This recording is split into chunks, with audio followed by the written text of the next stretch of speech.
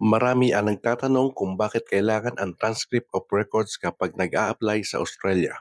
Ganito po yan. Sa Australia, hindi po pwedeng diretso visa agad. Bago ka payagang mag-apply ng work visa o permanent residence, may isang independent body muna ang mag-check kung qualified ka talaga sa trabaho. Ito ang tinatawag na skills assessment.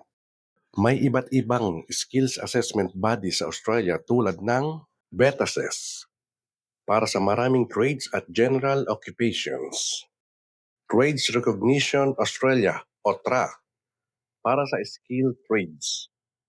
ACS para sa IT occupations.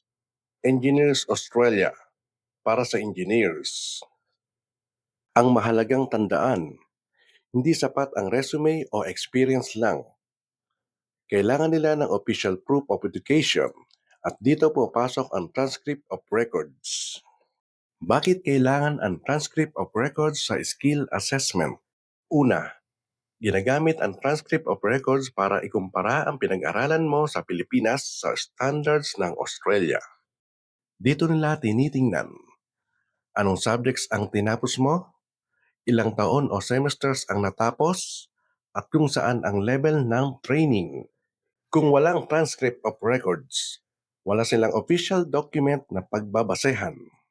Ikalawa, ang transcript of records ang ginagamit para malaman kung qualified ka ba sa occupation na ina-applyan mo. Hindi sapat ang work experience lang.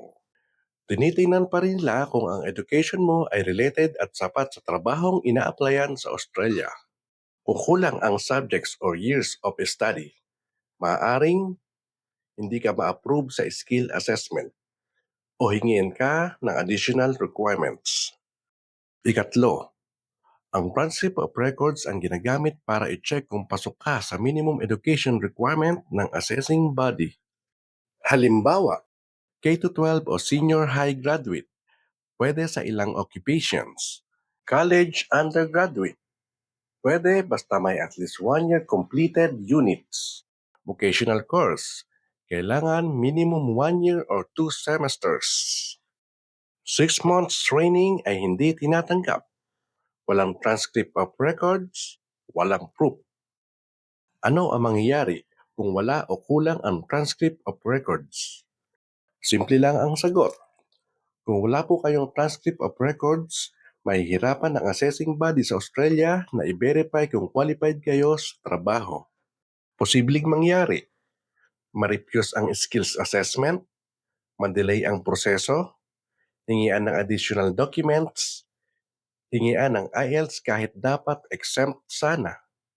Ang transcript of records ay hindi lang requirement ng agency. Ito ay official requirement ng Australia bilang bahagi ng skills assessment. Sa Australia, hindi lang experience ang tinitingnan. Kailangan may mapakitang official education record at ang transcript of records ang patunay nito.